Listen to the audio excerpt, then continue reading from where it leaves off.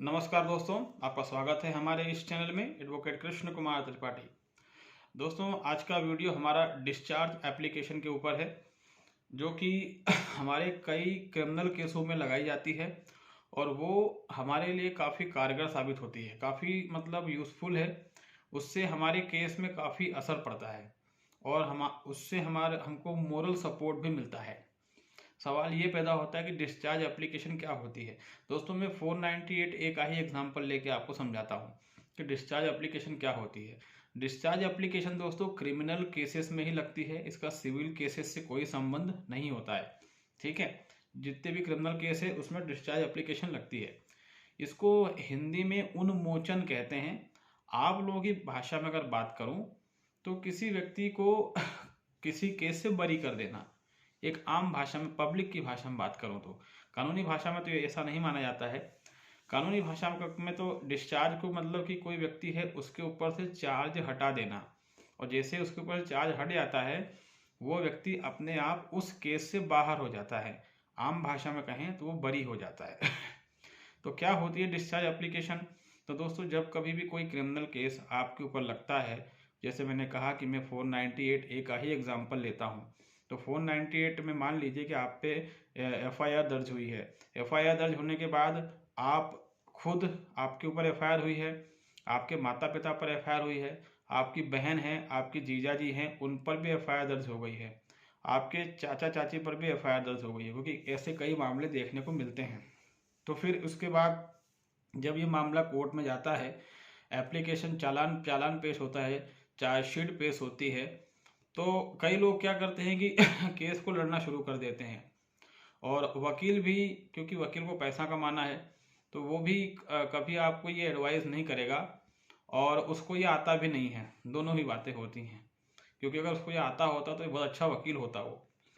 तो वकील इसमें ये करते हैं कि आपको एडवाइस नहीं करते हैं, वो केस चलने देते हैं। जबकि इसमें होना ये चाहिए कि अगर किसी भी एप्लीकेशन में कई लोगों के नाम बिना मतलब में डाल दिए गए हैं तो डिस्चार्ज एप्लीकेशन लगा दी जाए, और डिस्चार्ज एप्लीकेशन लगा के जज साहब से ये रिक्वेस्ट करी जाए कि सर, इन इन लोगों के नाम हटा दिए जाएं, इनका इस मैटर से कोई संबंध नहीं है, और उसके संबंध में जो भी सबूत वगैरह हों आपके पास वो आपको देने पड़ेंगे। उदाहरण के लिए मान लीजिए 498 में ही किसी का नाम डला हुआ है और वो व्यक्ति कभी आपके साथ रहा ही नहीं, वो कहीं और रहता है, तो उसका एड्रेस वगैरह, उसकी लोकेशन वगैरह और जो कुछ भी संभव हो वो सब आप कोर्ट को दिखा सकते हैं। उसका आधार कार्ड दिखा सकते हैं कि सर ये तो इस शहर में रहता ही नहीं है, इसका इससे कोई संबंध नहीं है। तो जब इस तरह से आप एप्लीकेशन लगाते हैं तो कोर्ट उस व्यक्ति का नाम वहीं से हटा देती है। और ये काम थोड़ा आसान भी रहता है कोर्ट के लिए, क्योंकि अगर ट्रायल आगे बढ़ गया उसके बाद आप डिस्चार्ज लगाते हैं तो फिर कोर्ट के लिए बहुत मुश्किल भरा काम हो जाता है। तो यूँ भी भारत की अदालतें कोई सही या पॉजिटिव जजमेंट देने में बहुत पीछे हैं, लेकिन नेगेटिव जजमेंट देने में बहुत आगे हैं। इसलिए हम इस कदम को एज सुन एज पॉसिबल, जितनी जल्दी हो सके उसको उठा लें, और जिन जिन के नाम हमें लगता है कि इनका नाम हटना चाहिए, उनके नाम की एप्लीकेशन हमको कोर्ट में लगा देनी चाहिए। जब कभी भी कोई मजिस्ट्रेट ट्रायल चलता है तब हम सीआरपीसी की धारा 239 के तहत डिस्चार्ज एप्लीकेशन लगाते हैं, और जब कभी सेशन ट्रायल चलता है तब हम सीआरपीसी की धारा 227 के तहत डिस्चार्ज एप्लीकेशन लगाते हैं। मजिस्ट्रेट ट्रायल का मतलब वो ऐसे मामले जो सिविल जज के पास, या मजिस्ट्रेट जो जिला कोर्ट में बैठते हैं, या मेट्रोपॉलिटन मजिस्ट्रेट इनके पास चलते हैं, उनको मजिस्ट्रेट ट्रायल कहा जाता है। उदाहरण के लिए 498 जो है वो मेट्रोपॉलिटन मजिस्ट्रेट या फिर जुडिशल मजिस्ट्रेट की कोर्ट में चलता है, इसलिए ये मजिस्ट्रेट ट्रायल है। और सेशन ट्रायल का मतलब ऐसे मामले जो गंभीर प्रवृत्ति के होते हैं, जिनमें 7 साल से अधिक समय की सजा होती है, या उम्र कैद होती है, या फांसी होती है, तो ऐसे मामले सेशन कोर्ट में चलते हैं, उनको सेशन ट्रायल कहा जाता है। तो अगर सेशन ट्रायल चल रहा है और आपको डिस्चार्ज एप्लीकेशन लगानी है तो सेक्शन 227 227 सीआरपीसी के तहत ये एप्लीकेशन लगेगी। और अगर मजिस्ट्रेट ट्रायल चल रहा है, तो धारा 239 CRPC के तहत आपको ये एप्लीकेशन लगानी पड़ेगी। इसका फ़ायदा ये मिल जाता है कि अगर आपने उस केस से, क्रिमिनल केस से जिसमें कई लोगों के नाम हैं, अगर आपने डिस्चार्ज करने की एप्लीकेशन लगाई है तो हो सकता है कि कोर्ट सभी को डिस्चार्ज ना करे, लेकिन उसमें से कईयों को कोर्ट कर देती है। खासकर कोई बुजुर्ग है, कोई दूर का रिश्तेदार है कोई बुजुर्ग महिला है, ऐसे लोग डिस्चार्ज हो जाते हैं। तो इससे आपको बहुत ज़्यादा मोरल सपोर्ट मिलता है और आपके सामने वाले को बहुत बड़ा झटका लगता है। तो इस तरीके से हम कोई भी केस हम पे चल रहा हो, 498 के अलावा भी कोई भी केस चल रहा हो, डोमेस्टिक वायलेंस केस में भी इस एप्लीकेशन का इस्तेमाल कर सकते हैं। बाकी फिर और कोई सा भी केस आप पे चल रहा हो, क्रिमिनल केस है, मर्डर का चल रहा है, रेप का चल रहा है, चोरी का चल रहा है, डकैती का चल रहा है, 420 का चल रहा है, ऐसे सभी मामलों में आप जो है डिस्चार्ज एप्लीकेशन का इस्तेमाल कर सकते हैं। तो मेरे ख्याल से ये जानकारी आपको समझ में आई होगी।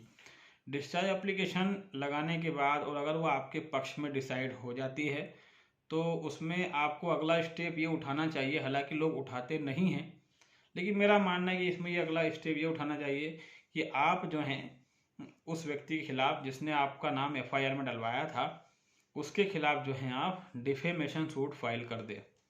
या तो उसमें आप क्रिमिनल डिफेमेशन का सूट लगाएं या फिर सिविल का। इससे होगा ये कि वो परेशान होना शुरू हो जाएगा। ये स्टेप जो है ये अगर 498 या डोमेस्टिक वायलेंस जैसे मैटर में उठाई जाए तो इससे लड़की पक्ष बहुत ज़्यादा परेशान हो जाता है, मगर हैरानी की बात है कि कोई उठाता ही नहीं है।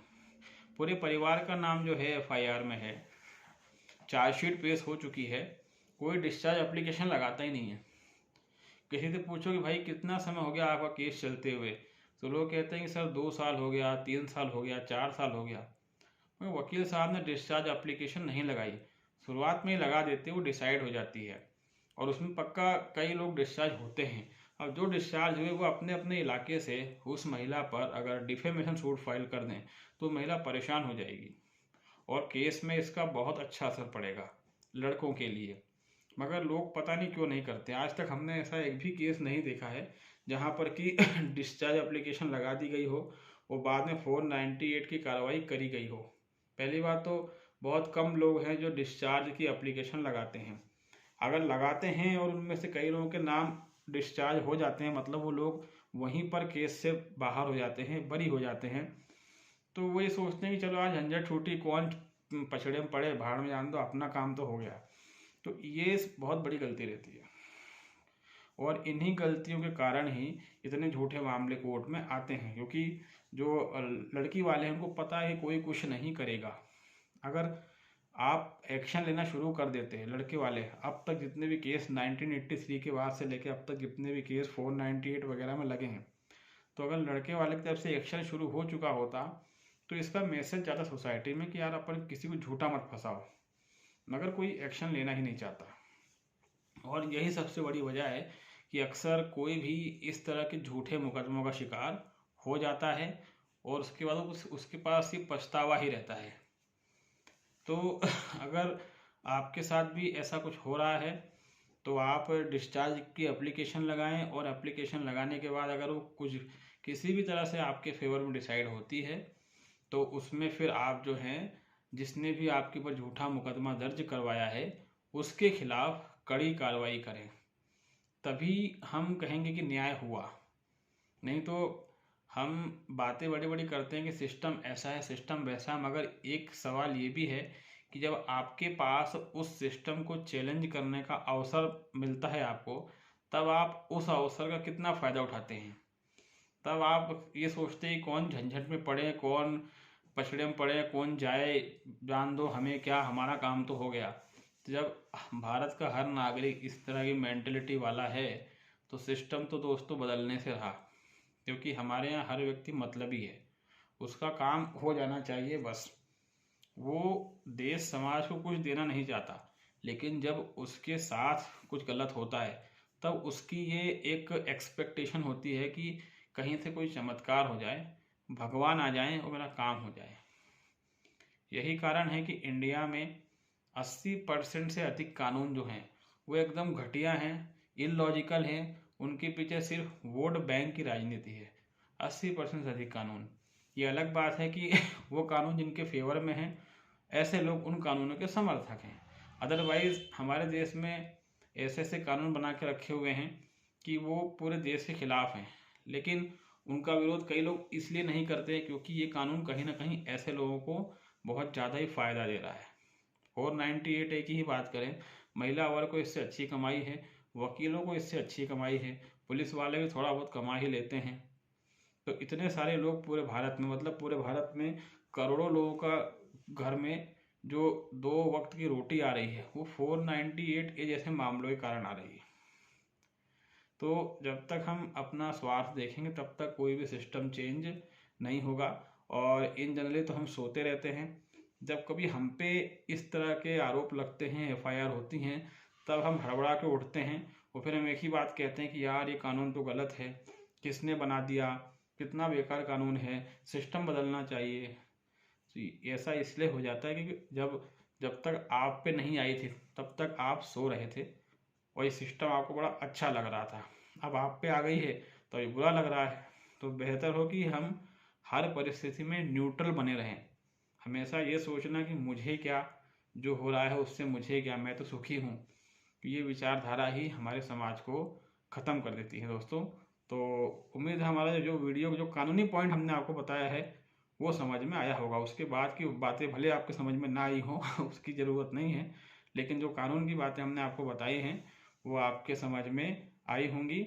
और अगर आप किसी भी तरह की एडवाइस वगैरह हमसे चाहते हैं तो हमारे व्हाट्सएप नंबर पर हमको मैसेज कर सकते हैं। और अगर आप हमारे चैनल में नए हैं तो इसको लाइक करें, इसको सब्सक्राइब करें, इसको शेयर भी